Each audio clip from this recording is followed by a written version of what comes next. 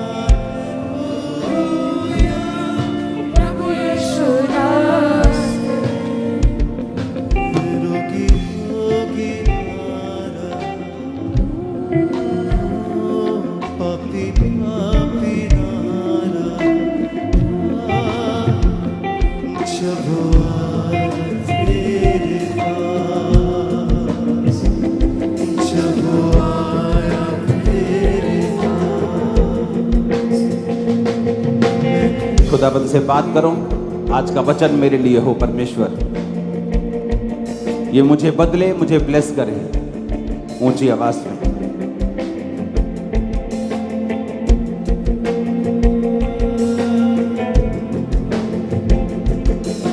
मैं इस वचन को भूलूं ना खुदाबंद। प्रभु यीशु मसीह के सामर्थी नाम में हम मांगते हैं, आमीन। ऊंचा ये आशीष हमारी है चर्च। अपने हाथों को उठाओ।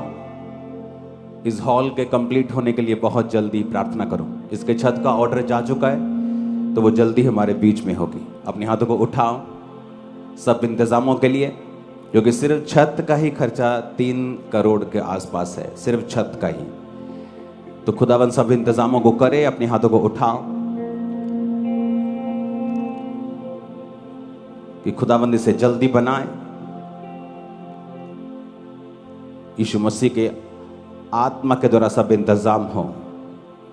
अपने हाथों को उठा के प्रार्थना करेंगे सब फाइनेंस के लिए, सब काम करने वाले कारीगर के लिए, जो सामान आने वाला है वो सब डिलीवरी के लिए अपने हाथों को उठाएंगे। Thank you Jesus.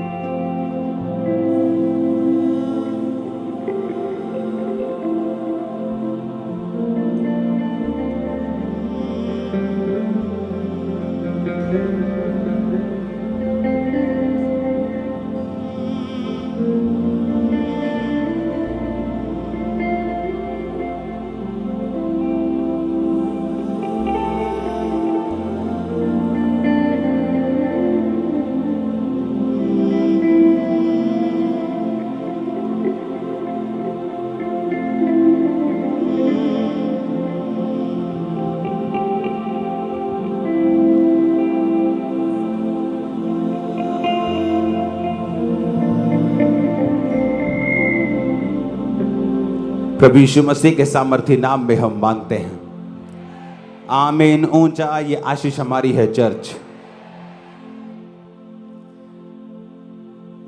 ऊंची आवाज में हालेलुया बोलो एक बार।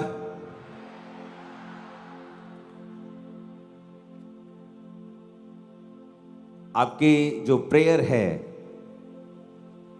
ये कुर्सी बहुत नीचे है, इसको सही करो। इसको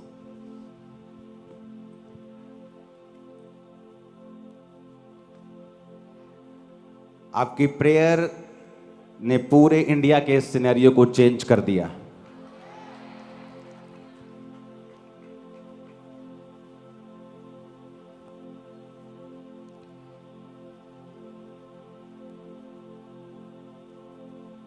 एक साल 31 मई 2023 से लेके मई 2024 तक आपने प्रेयर की है, और उस प्रार्थना के बाद आपने देखा है ये कि सारा सिचुएशन, सारी सिनेरियो, सारा कुछ बदल चुका है इंडिया में।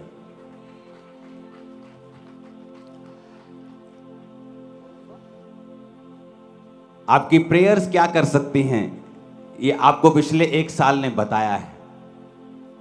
मैं तो आपको बताता ही रहता था कि मेरी लाइफ में सबसे बड़े बदलाव से पहले परमेश्वर ने मेरी प्रार्थना में अगुवाई की है। 6 घंटे, 8 घंटे, 7 घंटे रोज।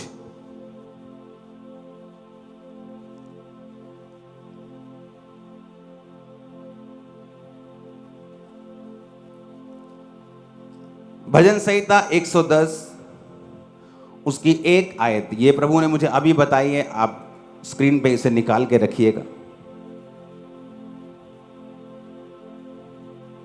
भजन संहिता 110 उसकी एक आयत।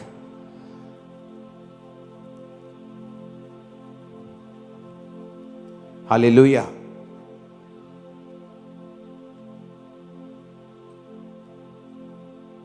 अपने पड़ोसी को बोलो, तेरी प्रार्थनाओं ने सब कुछ बदल दिया है।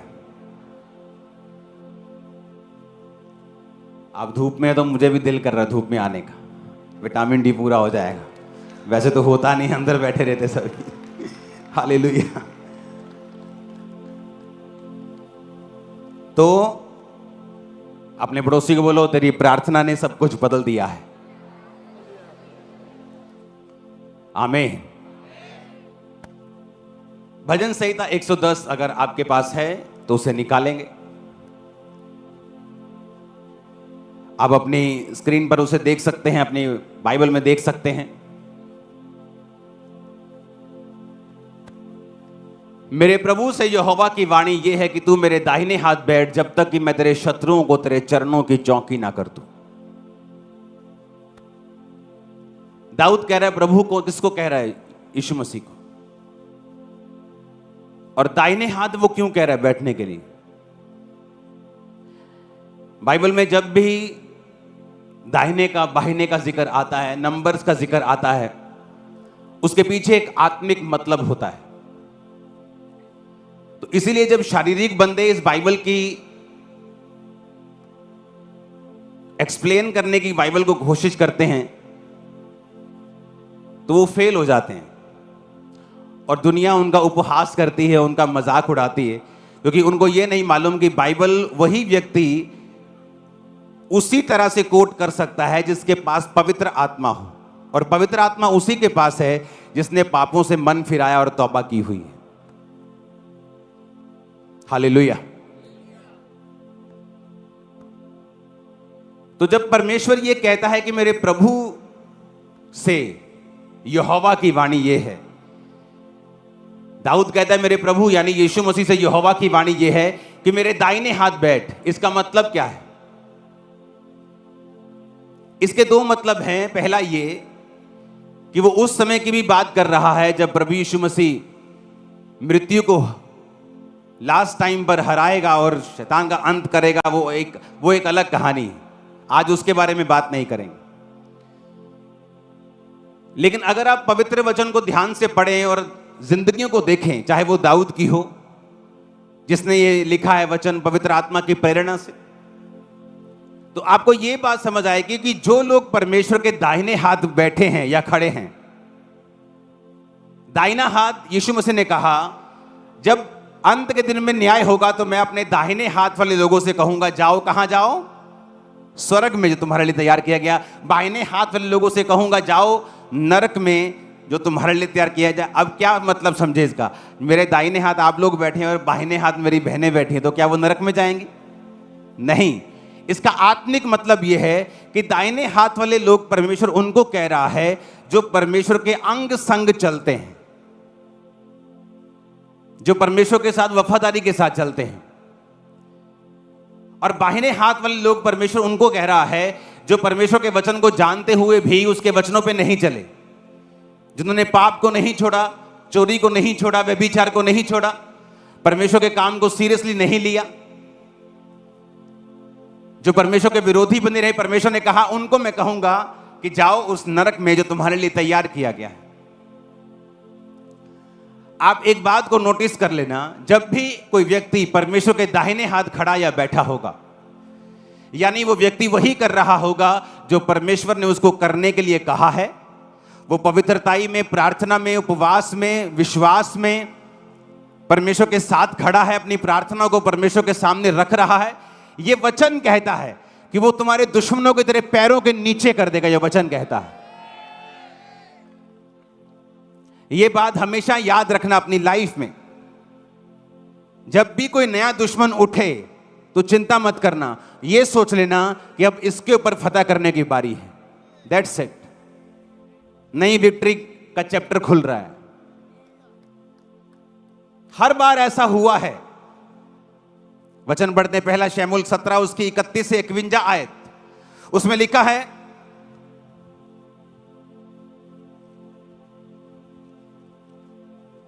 31 से 51,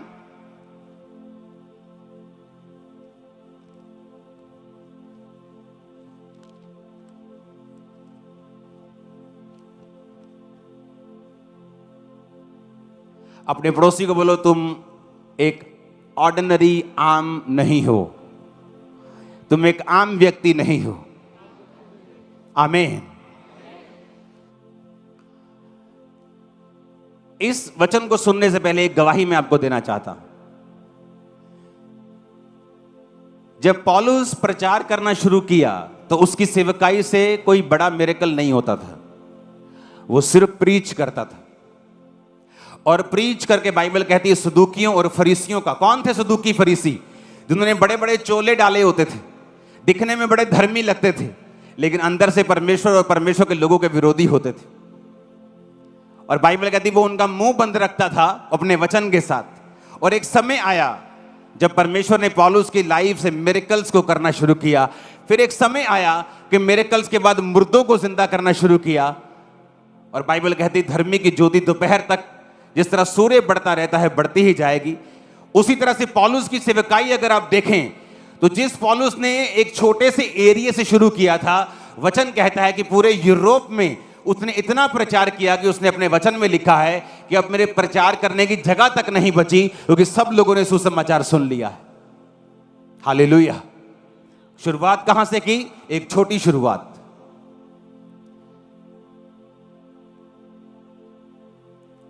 ये ग्रेस जो मैं आपको गवाही देने वाला हूं, अभी मेरी लाइफ पर उतरी है डीप तरीके से। पहले थी, लेकिन इतनी डीप नहीं थी जितनी अब है। ये टेस्टिमनी एक सपने की मैं आपको पहले भी दे चुका हूं। ये किस तरह से मेरे को सपना आता है कि गवर्नमेंट ये करेगी और वही कुछ होता है थोड़े दिन के, 2 दिन 4 5 दिन के बाद ही। आज से कुछ दिन पहले मैं एक वचन पढ़ूंगा, उससे पहले योएल नबी की पुस्तक 2:28, उसमें लिखा है उन बातों के बाद मैं अपना आत्मा सब प्राणियों पर उंडेलूंगा, तुम्हारे बेटे बेटियां भविष्यवाणी करेंगी, पुरनीय स्वप्न देखेंगे। पुरनीय कौन है? बुजुर्ग। कौन से बुजुर्ग? वो बुजुर्ग नहीं जो शरीर के बुजुर्ग हैं, वो बुजुर्ग जो आत्मा के बुजुर्ग हैं। यहां बैठा एक 35 साल का व्यक्ति उस व्यक्ति से आत्मा में बुजुर्ग हो सकता है जो 70 साल का है। इसीलिए बाइबल कहती है जब परमेश्वर लोगों को चुनता है, जैसे मूसा को उसने चुना, तो उसने उम्र देख के नहीं चुना। दाऊद को चुना, उसने उम्र देख के नहीं चुना। बाइबल कहती है जब मूसा का विरोध किया गया तो परमेश्वर ने विरोधियों को यह नहीं कहा कि मूसा ने गलत किया, ठीक है। उसने कहा नहीं, तुमने विरोध किया इसलिए तुम कोढ़ी रहोगे। ये उसके चुनाव की बात है। आप परमेश्वर के चुनाव को कभी भी चैलेंज नहीं कर सकते। हालेलुया। उसने कहा तुम्हारे पुरनीय स्वप्न देखेंगे। आज से 3 दिन पहले मैं प्रार्थना करके ही सोता हूं हमेशा। 99.99 नहीं, 100%। अगर मैं सो रहा हूं तो उससे पहले मैं प्रेयर करता हूं। उठता हूं तो सबसे पहला काम मैं प्रेयर करता हूं। तो मेरी ये रूटीन है। ये कोई ऐसा नहीं है कि मुझे जबरदस्ती जोर लगाना पड़ता है या बहुत ज़्यादा मुझे कंट्रोल रखना पड़ता है या बहुत मेरा एफर्ट लगता है। ये खाना खाने की तरह मेरे मेरे जैसे सुबह उठ के लोग खाना खाते हैं ना, तो मेरे लिए ये बिल्कुल नॉर्मल रूटीन है। तो मैं प्रार्थना करके जैसे ही सोता हूं तो मुझे एक सपना आता है। परमेश्वर मुझे दिखाता है मेरा एक कर्मचारी, और परमेश्वर मुझे दिखाता है कि वो एक चीज भूल गया, एक सरकारी जैसा दिखने वाला काम, तो उससे मुझे दिक्कत हो रही है सपने में। तो जब मैं उठा तो हमेशा ऐसा होता है कि आपको याद नहीं होता आपने क्या सपना देखा मोस्टली। जब मैं उठा तो लेकिन मुझे याद था, और मैं एकदम से उठा और मैंने कहा ये मैंने क्या देखा। उस कर्मचारी की शक्ल, उसका नाम, उसने क्या गलती की कि मैं भूल गया सारा कुछ। मैंने अपनी वाइफ को बताया, मैंने कहा इसको बुलाओ। जब उसको बुलाया तो उसको बताया, वो हैरान था क्योंकि उस चीज के बारे में मुझे मालूम तक नहीं था। है वो मिनिस्ट्री की चीज है, लेकिन मुझे पता नहीं था। जैसे आप कोई बड़े काम में लगे तो पीछे छोटे छोटे काम नहीं होते, निके छोटे नुक्कड़ शुक्कड़ काम, वो आपकी टीम करती रहती। वो ऐसा नुक्कड़ शुक्कड़ काम था, लेकिन इंपॉर्टेंट काम था। तो जब उसको बताया कि तू भूल गया, कहता हाँ मैं 2 महीने भूल गया हूं। तो उसको सुधारा, और सारे लोग हैरान थे कि ये कैसे हो सकता है कि सपने में परमेश्वर मुझ पे वो चीजें जाहिर कर रहा है जो तुम गलती बाहर कर रहे हो।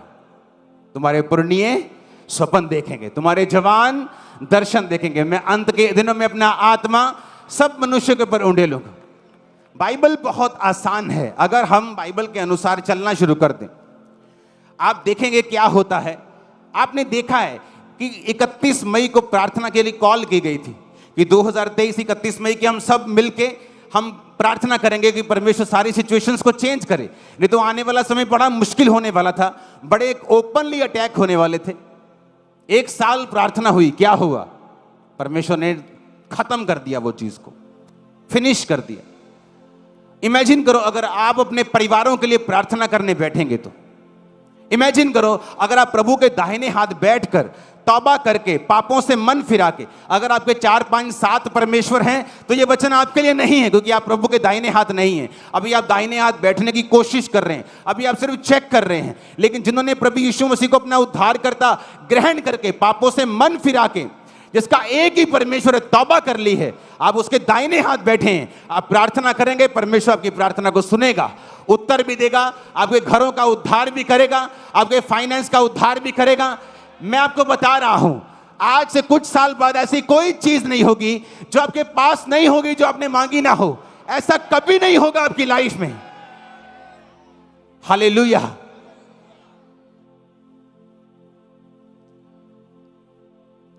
आने वाले समय में अगर किसी चीज के साथ आप फाइट करेंगे तो वो सिर्फ आपका अपना शरीर होगा, शरीर की इच्छाएं होंगी।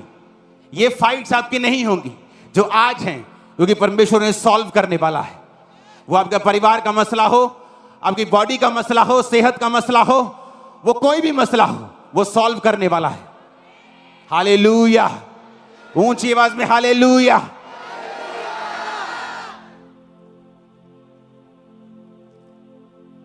उसने कहा मेरे दाहिने हाथ बैठ।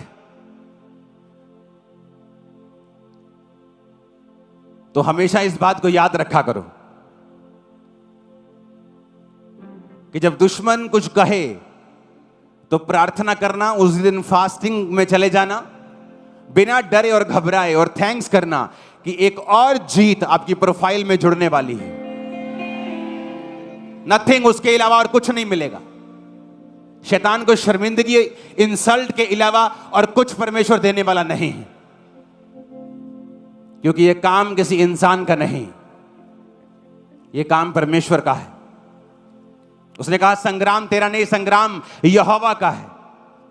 जब आप नशों के खिलाफ लड़ेंगे, शैतान के खिलाफ लड़ेंगे, डाइवोर्स के खिलाफ लड़ेंगे, पाप के खिलाफ लड़ेंगे, तो शैतान ऐसा नहीं कि आपको छोड़ने वाला है। वो पूरी कोशिश करेगा, लेकिन हर बार शर्मिंदगी उठाएगा, हर बार इंसल्ट उठाएगा, हर बार मुंह की खाएगा, नीची खाएगा और भाग जाएगा।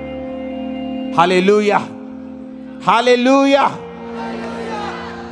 क्योंकि परमेश्वर ने हमें खास हिदायत दी है कि तुम्हारा लहू और मांस से कोई भी युद्ध नहीं है। अगर लहू और मांस से होता तो हम लड़ते, लहू और मांस से नहीं। आमीन। एक बार पास्टर बेनी हिन की किसी ने बुराई की, वो भी एक अच्छा पास्टर था।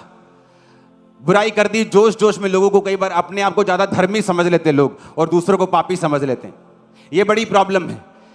इस स्पिरिट का इलाज नहीं है। दुष्ट आत्मा तुम निकाल सकते हो किसी के अंदर से, लेकिन जब कोई रिलीजियस स्पिरिट के साथ इफेक्टेड हो जाए, ऐसी स्पिरिट जो अपने आप को धर्मी समझती है, दूसरों को पापी समझती है, इस आत्मा का कोई भी इलाज नहीं है। इसका इलाज सिर्फ परमेश्वर करता है बीमारियों के साथ। तो उस पास्टर ने बुराई कर दी,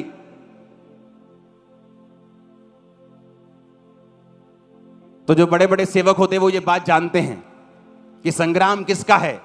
यहोवा का। तो उन्हें लड़ने की जरूरत नहीं, बोलने की भी जरूरत नहीं, छोटी सी वीडियो बनाने की भी जरूरत नहीं, क्योंकि ऐसे लोग आपको आने वाले समय में प्रार्थनाओं के लिए इंटरनेट पे आते हुए दिखेंगे कि हमारे लिए प्रार्थना कीजिए, हम बड़ी मुसीबत में। और परमेश्वर इससे भी प्रसन्न नहीं है। बाइबल कहती वो दुष्ट को मरता हुआ देखकर भी प्रसन्न नहीं होता। वो दयावान परमेश्वर है। हालेलुया। आपको यह बात याद रखनी है, आप एक डिवाइन योजना के नीचे हैं। आप एक आम व्यक्ति नहीं हैं। एक बड़ा काम करने के लिए बुलाए गए हैं। लड़ाई आपकी नहीं है, दाहिने हाथ आपको रहना है। परमेश्वर पाँव की चौकी कर देगा शैतान को, नशे को और बीमारियों को और सब दुश्मनों को। आमीन। ऊंचा चाहिए चर्च। हालेलुया। ऊंची आवाज में हालेलुया।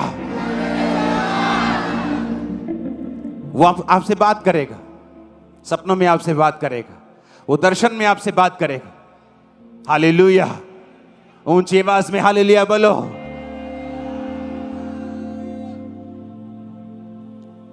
आज से कुछ साल पहले मेरी टीम जानती है, जो मेरे साथ हमेशा प्रार्थना करती थी, और मैं बैठा हुआ प्रार्थना कर रहा था और मैंने एक बड़ा अजीब दर्शन देखा। वो आज तक ऐसा दर्शन मैंने कभी नहीं देखा। सपने देखे हैं, लेकिन आज तक वैसे दर्शन वाली फील मुझे अब तक नहीं आई। 10 साल हो गए।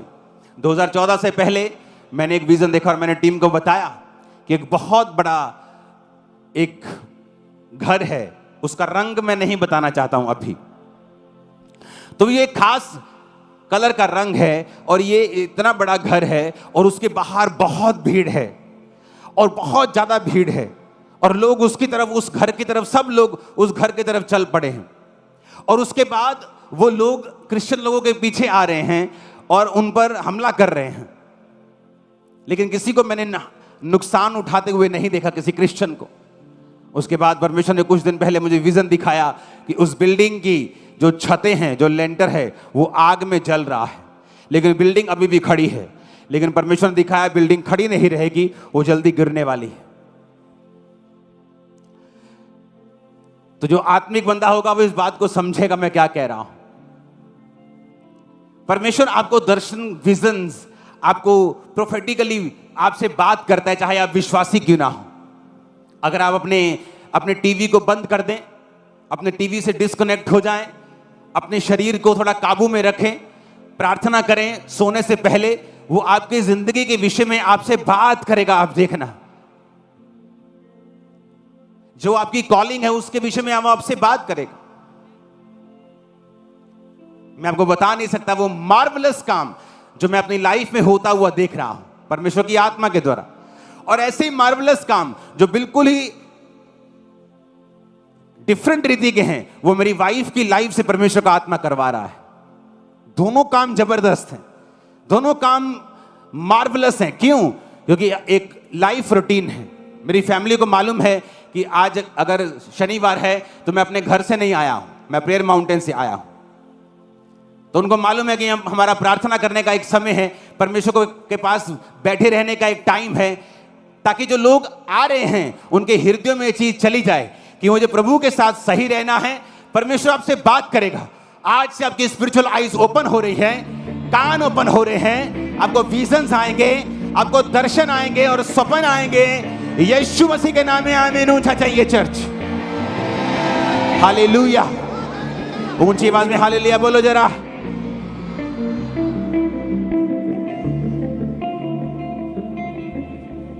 आप प्रेयर नहीं करेंगी, आप चिंता में रहेंगे। आप प्रेयर नहीं करेंगी, आपको यही चिंता रहेगी, हो मेरा हस्बैंड, हो मेरा बच्चा। आप वही प्रेयर में बैठ जाएंगी, आपकी चिंता परमेश्वर उठा लेगा। और चिंता करने से वचन कहता है एक भी बाल तुम उजला या काला नहीं कर सकते। और परमेश्वर तुम्हें सिखाएगा कि तुम्हें सारा भार मुझ पर रखना है और प्रार्थना में रहना है। और वो तुम्हें सिखाएगा कि तुम चिंता करके देख लो, हस्बैंड के साथ लड़के देख लो, वाइफ के साथ लड़के देख लो, तुम सब कुछ करके देख लो, कुछ भी बदलेगा नहीं जब तक तुम उसे आत्मिक रूप से बदलने की कोशिश नहीं करोगे। हालेलुया, ऊंची आवाज में हालेलुया बोलो।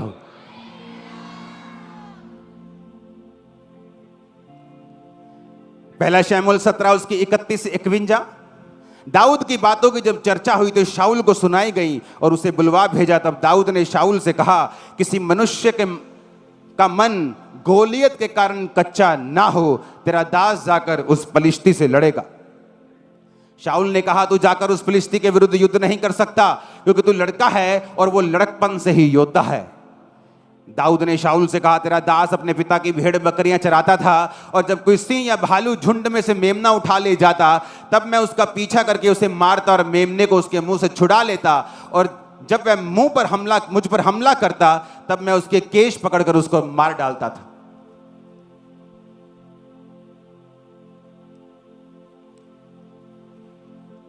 आगे पढ़ेंगे उसको। तेरे दास ने सिंह भालू दोनों को मारा है, और यह खतना रहित फलिश्ती उनके समान हो जाएगा, क्योंकि उसने जीवित परमेश्वर की सेना को ललकारा है। फिर दाऊद ने कहा, यहोवा जिसने मुझे सिंह और भालू दोनों के पंजों से बचाया है, वह मुझे उस फलिश्ती के हाथ से भी बचाएगा। शाऊल ने दाऊद से कहा, जा, यहोवा तेरे संग रहे।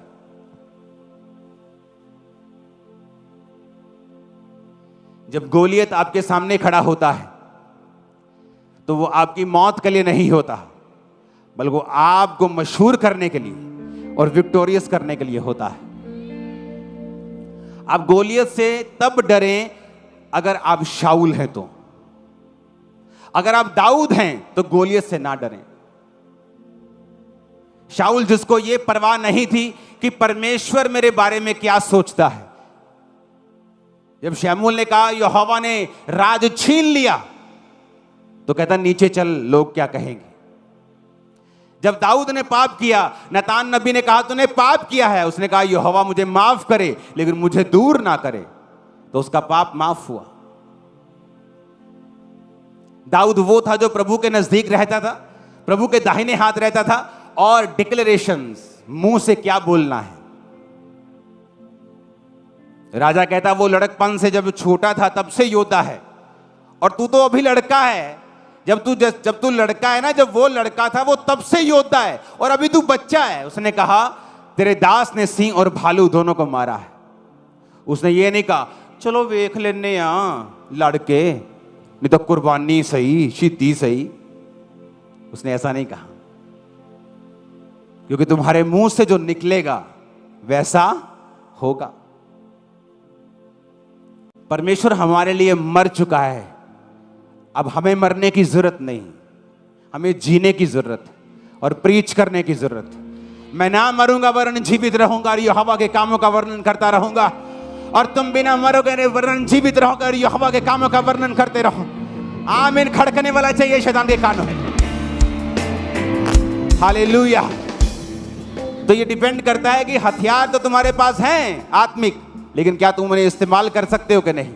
दाऊद ने इस्तेमाल किया, कहता जिस परमेश्वर ने सिंह और भालू के मुंह से मुझे छुड़ाया, वही परमेश्वर इस खतना रहित फलिश्ती को मेरे हाथ में कर देगा। डिक्लेरेशन, घोषणा। तुम्हारी घोषणा क्या है? ओ बड़ा मंदा है जी काम मरे पे, ये तुम्हारी घोषणा है। बहुत दुखी है जी, इकोनॉमी बड़ी खराब है देश दी, ये तुम्हारी घोषणा है। जाओ इतिहास पढ़ लो, इतिहास। एक वाक्य दिखा दो 6000 7000 साल में जहां अकाल पड़ा हो और यहोवा को मानने वाला मर गया हो, वो 100 गुना बढ़ते हुए आपको दिखेंगे।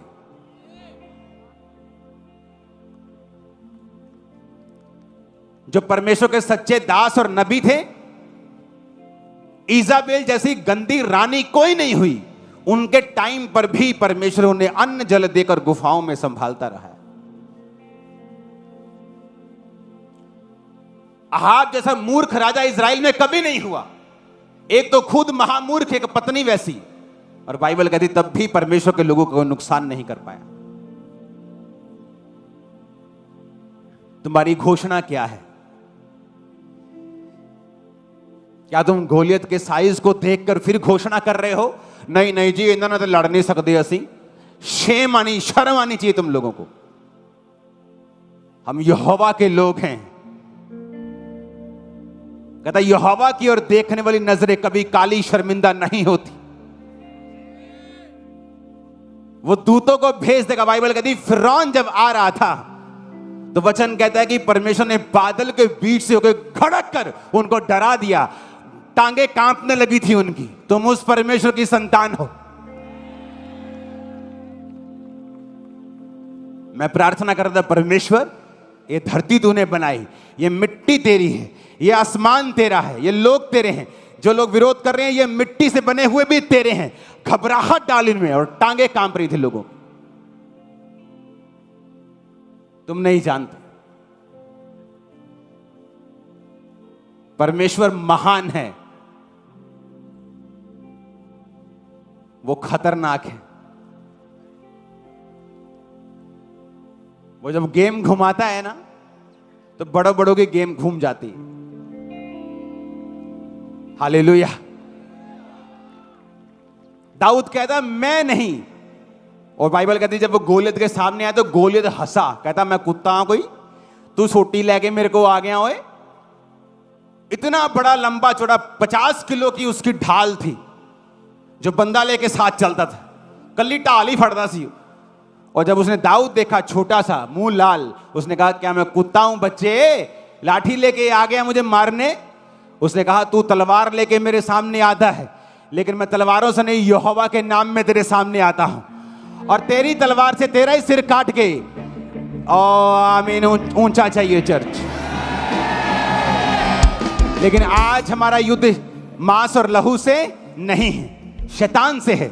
तो शैतान की बातों को उसी के गले पर चलाकर उसको शर्मिंदा करने का समय आ चुका है। आमीन। परमेश्वर आपको विक्ट्री देने के लिए तैयार है। क्या आप घोषणा करने के लिए तैयार? जब कैंसर रूपी गोलियत आपके सामने खड़ा होता है तब क्या बोलते हो आप? जब गरीबी रूपी गोलियत आपके सामने खड़ा होता है, तलाक रूपी गोलियत आपके सामने खड़ा होता है, स्ट्रेस रूपी, डिप्रेशन रूपी गोलियत आपके सामने खड़ा होता है, जब आपको मालूम होता है कि संसार में, दुनिया में, मेडिकल साइंस में इसका कोई इलाज नहीं है, जब ऐसी बीमारी आपके सामने खड़ी होती, आपके मुंह से क्या निकलता है ये मायने रखता है। चर्च ऊंची आवाज में हालेलुया बोलो। अपने पड़ोसी को बोलो घोषणा कर। फिर से बोलो ऊंची आवाज में, फिर से बोलो ऊंची आवाज में।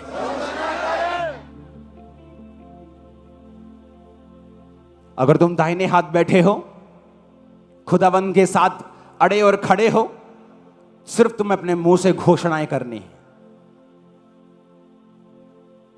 परमेश्वर डरा देगा, मैं बता रहा हूं, शैतान को, बीमारी को गिरा देगा, तुम्हारी घुटनों पे ला देगा उसको।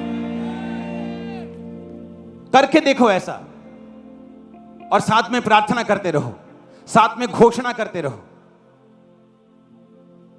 हालेलुया। गोलियत को मारने के लिए आर्मी की जरूरत नहीं पड़ी, एक पत्थर उसके माथे पे लगा और मर गया। वो पत्थर क्या था? बाइबल कहती है हमारा रॉक यीशु मसीह। वचन आपका सबसे बड़ा डिफेंस है, सबसे बड़ा। अगर विपरीत परिस्थितियों में कौन लोग घबराते हैं? जिनके पास वचन नहीं होता। हवाइयां उड़ी होती उनके चेहरों की, क्योंकि उनका डिफेंस वचन नहीं। ना वो वचन पढ़ते हैं, ना वो प्रार्थना करते हैं। वो चलते हैं बहाव के हिसाब से। इधर बहाव अच्छा है तो इधर हवा बल्ले बल्ले, बहाव कम हो गया, हे मर गए, डर गए। लेकिन जो लोग वचन का डिफेंस अपने पास रखते हैं, जिनको मालूम है कि वचन उनका डिफेंस है, वो कभी आपको घबराए नहीं मिलेंगे। दाऊद का डिफेंस कौन था? वचन। वो वचन से अपने आप को सुरक्षित रखता था। भजन संहिता पढ़ के देखो, हर बार उसने वचन से अपने आप को सुरक्षित किया और विजय किया। हालेलुया। दाऊद कहता, मैं शेर और भालू को जब मैंने मारा तो वो शेर और भालू जब उसके सामने आए होंगे उसने सोचा होगा लो भाई आज तक मर गए अपन। पर परमेश्वर उन शेर और भालुओं से दाऊद की प्रैक्टिस करवा रहा था। कई बार आपका विरोध होता है आपकी फैमिली में, आपके मोहल्लों में, वो आपकी प्रैक्टिस हो रही है। एक बड़ा गोलियत गिरने की तैयारी कर रहा है आपकी लाइफ में। अगर आप शेर और भालू को मार देंगे, गोलियत के मरने की प्रैक्टिस आप कर रहे हैं, और जिस दिन गोलियत मरेगा उस दिन आप सेम नहीं होंगे। बाइबल कहती है जिस दिन दाऊद ने गोलियत को मारा, पूरा इजराइल कह रहा था कि शाऊल ने तो हजारों को, दाऊद ने लाखों को मारा है। तुम्हारी प्रशंसा फैलने जा रही है चर्च, तुम्हारे रिश्तेदारों में, तुम्हारे लोगों में, तुम्हारे मोहल्लों में। आमीन। मेरे को ऊंचे वाला चाहिए। मैंने कहा वो प्रशंसा फैलने के लिए जा रही है यीशु मसीह के सामर्थी नाम। आमीन आमीन। आपको क्या करना है? आपका डिफेंस वचन है, वचन को पढ़ना है, परमेश्वर के दाहिने हाथ आपको खड़े रहना है। आपको हंसी आएगी फिर शैतान के ऊपर।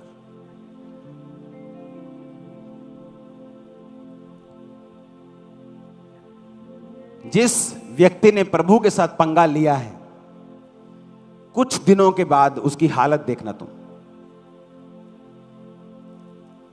परमेश्वर उन्हें हंसी का पात्र बना देगा। मेरी बात नोट करना,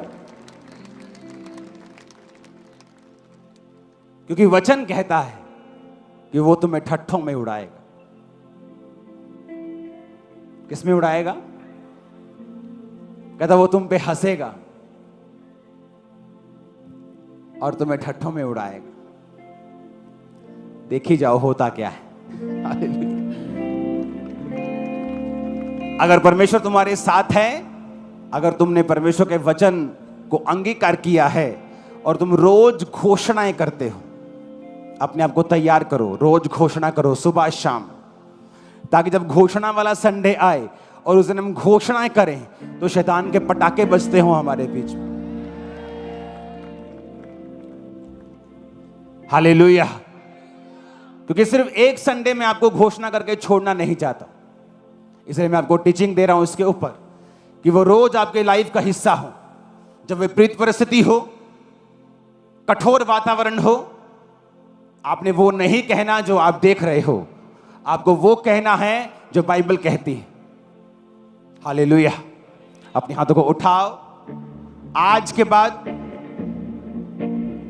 आप लगातार बिना किसी रोक टोक के अपनी जिंदगी में घोषणाएं करेंगे और आदत बनाएंगे, एक आदत बनाएंगे घोषणा करने की। प्रभु से वादा करो कि आज से मैं पॉजिटिव बोलूंगा और वचन के बीच से अपने आप को बोलूंगा। कोई नेगेटिव घोषणा मेरे मुंह से नहीं निकलेगी। मैं सिर्फ पॉजिटिव घोषणा करूंगा, वचन के बीच से घोषणा करूंगा और परमेश्वर का आत्मा कार्य करेगा। मैं अपने परिवार के ऊपर, मैं अपने बिजनेस के ऊपर, सेहत के ऊपर, सेवकाई के ऊपर मैं घोषणाएं करता रहूंगा जब तक एक बड़ा बदलाव मैं ना देख लूं। मैं घोषणाएं करता रहूंगा अपनी जिंदगी के ऊपर जब तक एक बड़ा बदलाव मैं ना देख लूं। आज से मेरा जीवन घोषणाएं करने वाला होगा। यीशु मसीह के सामर्थी नाम में आमीन। ऊंचाई बरकत तुम्हारी। मैंने कहा आमीन। ऊंचाई ये बरकत तुम्हारी है चर्च। अपने हाथों को उठाओ। Thank you Jesus. आज जितना वचन